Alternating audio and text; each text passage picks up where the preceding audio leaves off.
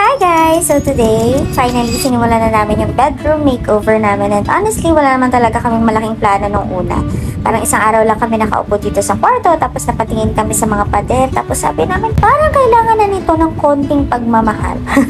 So ayun, painting project is real at dahil hindi naman kami interior designers, ginawa namin yung ginagawa ng karamihan ngayon. So nagpatulong kami kay ChatGPT, syempre. Sinend namin yung itsura ng room, yung mga colors na gusto namin, yung vibes na gusto namin ma-achieve. Tapos nagbigay siya ng wall design concept and this is it! At surprisingly, ang ganda! As in, aesthetic siya. Yung tipong nakita namin pareho tapos sabi namin, uy! Parang kaya natin to Kaya ayun, ginaya namin. Bahala na. So for this project, 3 paint colors lang ang ginamit namin. Davis paint, syempre yung gamit namin. Baka naman, Davis paint. Propose ko na lang yung exact swatches kasi alam ko may magtatanong kung anong kulay. At sa totoo lang, nung una, medyo kabado ako.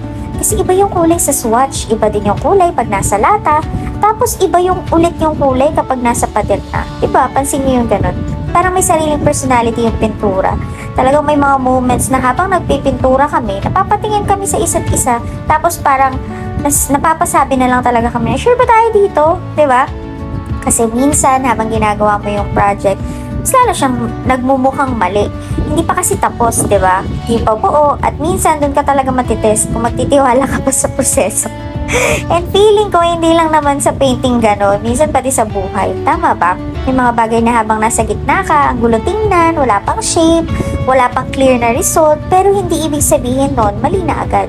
Minsan unfinished lang talaga at kailangan mo lang talaga ituloy.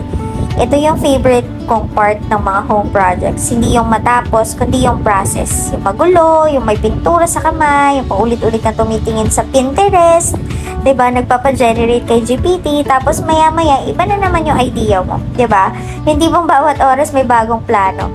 And actually, habang ginagawa namin ito, marami kaming beses na nagbago ng isip.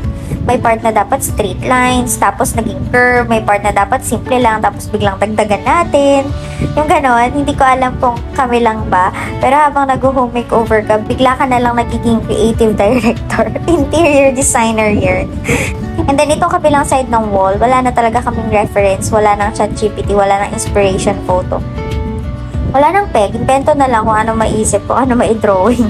Ang mga bagay, kung anong tingin namin cute, yun na. At surprisingly, parang masaya din pala yung ganun. At yung hindi lahat na kailangan perfect, hindi lahat kailangan eksaktong sundan. Minsan, may room para mag-experiment. So, moving forward, let's do the decluttering. Yung linisin natin yung side tables, ayusin natin yung bed, itapon na yung mga bagay na nagpapasikip lang sa space at